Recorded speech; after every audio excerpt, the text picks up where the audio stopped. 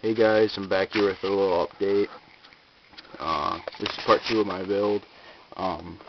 Just got some welding done and decking job done. This is one of my jigs I made. My vise wasn't big enough to fit the whole cylinder in there, and I didn't trust just clamping it on them studs, because I figured them studs would bend a little bit. So I pulled 2 of the studs out and I made this block. This surface is squared, whole block is square, and the outer edge here where these 2 holes are would sit on the top of the vise, and then these studs wouldn't touch it. I had about 1/4 of an inch clearance from the stud in the bottom of the vise, so that way when I decked it, I got a level surface. However, I might have to redeck it. Hopefully I don't. I machined these blocks out 2 days ago and machined them out Wednesday, and I weld them in Friday. I only get 4 hours a day to work on this thing because of class scheduling and all that stuff, so welded them in there, and I've been the only one working on this welder, and this other kid just started up, I guess, now, and I didn't realize he changed the settings, and I had it cranked up a little bit higher because this is pretty much all solid. I didn't have to really worry about melting through, and he cranked her down a little bit, and I didn't realize that I wasn't getting the penetration on this side until after it was all said and done. It's actually on both sides. This side's a little bit better, but gonna have to grind that back out and rechannel that and re-weld it, and hopefully it won't warp this.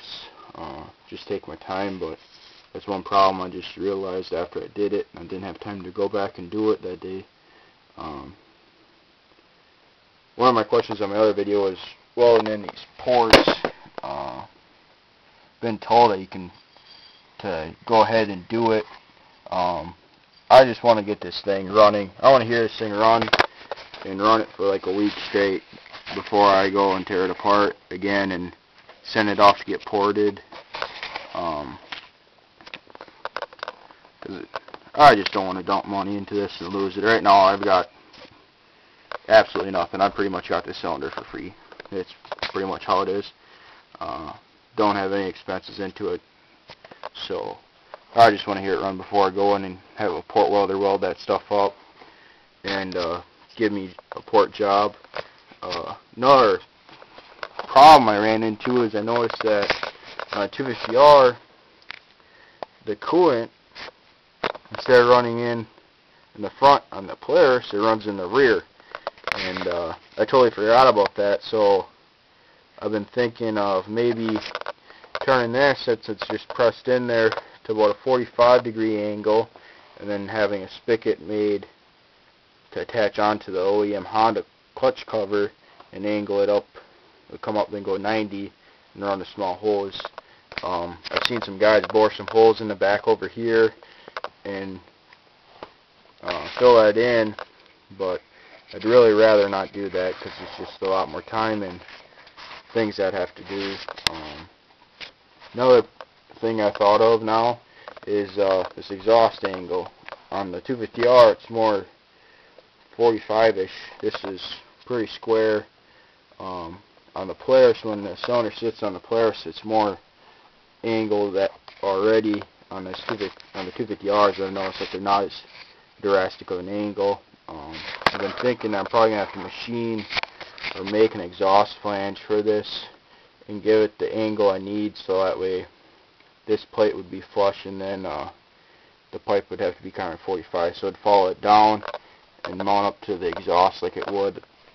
I know for a fact I wouldn't be able to use the OEM Polaris exhaust, but aside from that, I've been working on jigs a lot. I made a jig to find the center of the 250R cases, and I got to make another outline of this, pretty much stamp type deal, so that way I can transfer that onto that center, so that way I get centers, and then I'll be boring these holes out after I do that, I can kind of show you my idea. It's kind of ghetto, but I think it'll work. I hope it'll work.